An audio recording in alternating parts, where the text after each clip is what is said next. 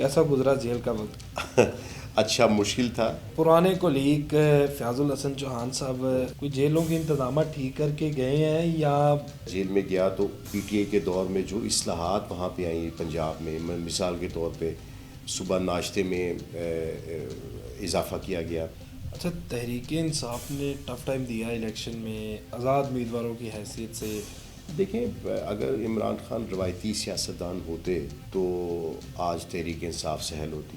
بسم اللہ الرحمن الرحیم، السلام علیکم۔ 89 نیوز کے ساتھ میں ہوں آپ کا میزبان عادل جمیل۔ ناظرین، ہمارے ساتھ موجود ہیں پی پی 149 کے امیدوار علیم خان کے مقابلے میں انہوں نے الیکشن لڑا، اور حافظ ذیشان صاحب ہیں، اور انہیں تحفظات ہیں الیکشن کے اوپر جس کے حوالے سے یہ جا چکے ہیں۔ لیکن یہاں پر سب سے خوبصورت بات کہ جیل میں جو ہے انہوں نے الیکشن لڑا، اور کمپین جو ہے ان کی بیٹی نے چلائی، کیونکہ پی ٹی آئی پر ذرا ستارے گردش میں ہیں اور کافی ان کو مشکلات کا بھی سامنا ہے۔ ان سے بات کرتے ہیں کہ کب تک یہ مشکلات جو ہے وہ ختم ہو رہی ہیں، کوئی بات چیت چل رہی ہے یا ابھی انہی مشکلات کے زیر سایہ جو ہے وہ جی رہے ہیں۔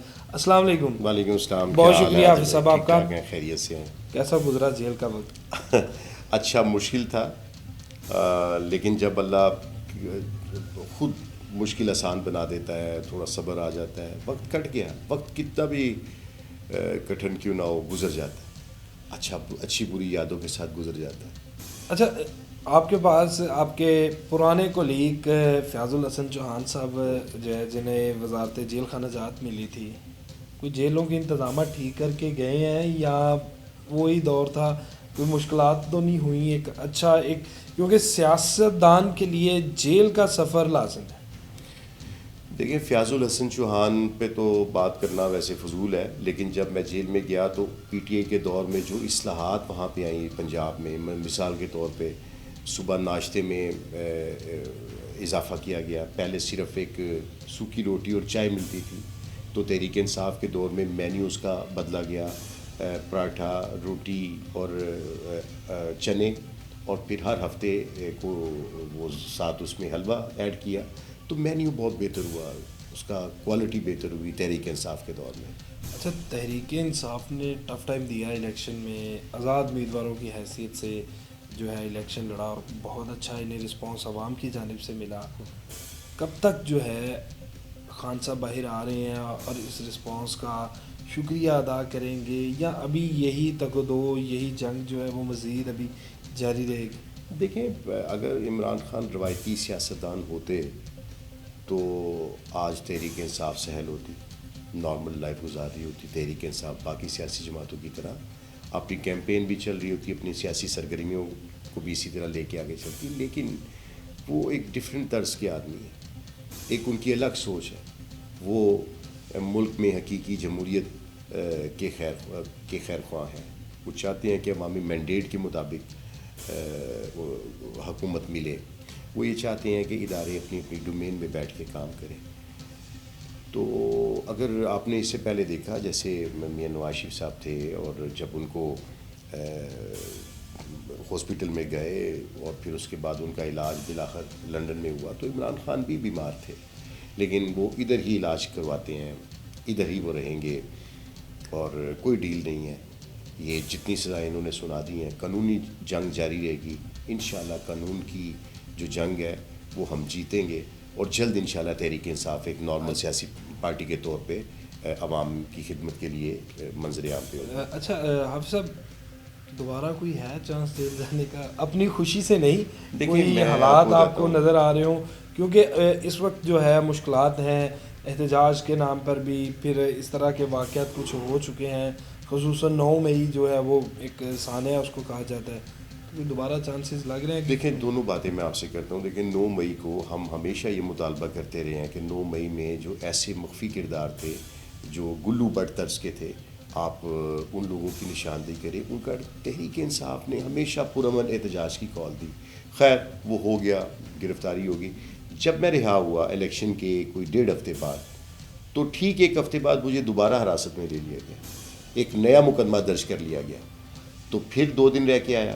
تو بات یہ ہے کہ ہم ایک مقصد کے تحت اپنے اس ملک کو سرو کرنے کی کوشش کر رہے ہیں۔ اس میں ایک آبجیکٹ ہے، عوام کی خدمت ہے، ایک جمہوریت کی ایک جدوجہد ہے، اس میں کئی بار اس طرح جانا پڑ سکتا ہے اور ذہنی طور پہ تیار ہے. اب صاحب آپ کو نہیں لگتا کہ 9 میں ہی ایک بلنڈر ہو چکا ہے جس میں قیادت کے بھی کچھ لوگ, کچھ جو شیلے نوجوان کہہ لیں, جن کو قیادت کا فقدان اس طرح سے نظر آیا کہ کنٹرول نہیں کر سکی, جو کہ ایک بلنڈر ہے اور کافی سخت بلنڈر ہے. دیکھیں وہاں پہ تو بہت ساری باتیں ہو چکی ہیں, پچھلے 10 مہینے سے یہی باتیں چل رہی ہیں. تو تحریک انصاف ایک سنگل ایجنڈے پہ کھڑی ہے. وہ یہ کہتی ہے کہ تحریک انصاف نے پرامن احتجاج کی کال دی, پرامن احتجاج تھا, ایسے تمام کرداروں کو سامنے لایا جائے, ان کے خلاف تحقیقات کی جائیں جو اس سارے منظر کو جنہوں نے پرتشدد پروٹیسٹ کی طرف لے کے گئے. تحریک انصاف کے اگر لوگ تھے تو وہ اپنی سزائیں بھی بھگت رہے ہیں. ہم تو یہ کہتے ہیں کہ ان گلو بٹ کرداروں کو سامنے لایا جائے جو سب سے پہلے, کیوں نہیں فوٹیجز آج ساری سامنے آئی منظر عام پہ آج تک آ سکی, کیونکہ ہم یہ مطالبہ کرتے ہیں کہ اس کی غیر جانبدارہ تحقیقات ہونی چاہیے, جو اس میں ملوث ہے اس کو سزائیں ملنی چاہیے. عمران خان صاحب کے ساتھ ملاقات پہ پابندی لگا دی گئی ہے, یعنی کہ سختیاں جو ہیں. دیکھیں یہ ملاقات پہ پابندی سے پہلے آپ دیکھ لیں جو 35-40 سال کی سزائیں سنا دی گئیں, ایک سیاسی جماعت کی رکنیت معطل کر دی گئی, اس سے پلہ چھین لیا گیا, اس کے کارکنوں کو اندر ڈال دیا گیا, اس کے کینڈیڈیٹس کو کاغذات نامزدگی جمع نہیں کروانے دیے گئے, پھر اگر کسی نے جمع کروا دی اسے انتخابی مہم نہیں چلانے دی گئی. انتخابی مہم کے لیے جب وہ فلیکسیز اور تشہیری مواد لگاتے تھے وہ اتار دیا جاتا تھا. تحریک انصاف کے الیکشن میں امیدوار کے گرد 15 بندے جمع نہیں ہو سکتے تھے. کیا ہوا ان سب کا؟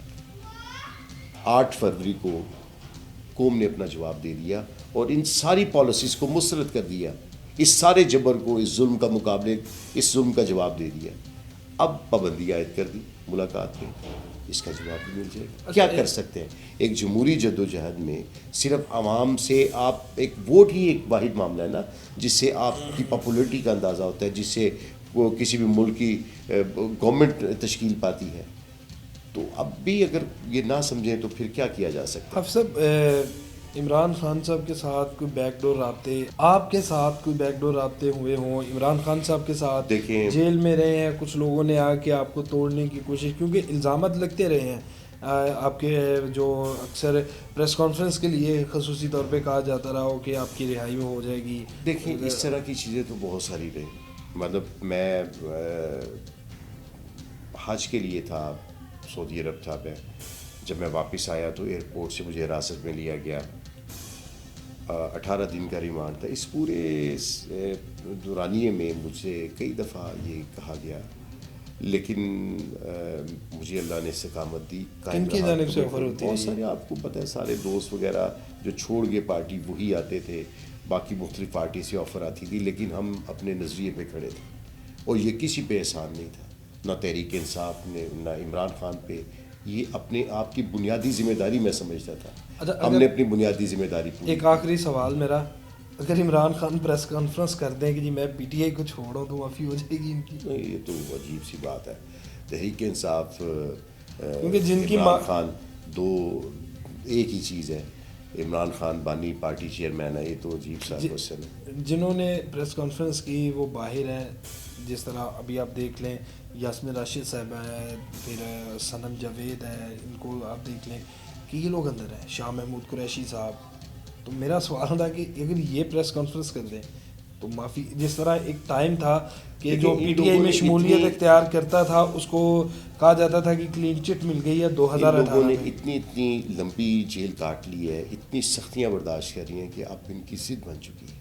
یہ تو بالکل اپنی کمٹمنٹ کا اظہار کر چکے ہیں. 10 مہینے سے بغیر کسی جرم کے سزائے, میں 7 مہینے سے بغیر کسی جرم میں سزا بھگت کے آیا ہوں. ڈاکٹر یاسمین, محمود الرشید, اعجاز چودھری, گورنر چیمہ, صنم جاوید اور یہ باقی خواتین ہماری, عالیہ حمزہ, یہ سب لوگ بے قصور لوگ ہیں, معصوم لوگ ہیں, عام پروٹیسٹر تھے. اگر عام پروٹیسٹر کو اگر احتجاج کرنا جرم ہے تو پھر یہ وہی ان کے اوپر جرم ہے, لیکن یہ کسی طرح کی پرتشدد ایکٹیویٹی کا حصہ نہیں تھے.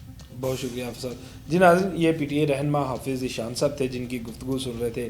جیل میں گزارا عرصہ بھی ان سے ہم نے ڈسکس کیا اور پر امید ہے کہ انشاءاللہ جلد جو ہے تحریک انصاف کی جو مشکلات ہیں وہ ختم ہوگی اور دوبارہ سے یہ گورنمنٹ میں آئیں گے. اس کے ساتھ ہی مجھے دیجیے اجازت. اللہ نے کے بعد.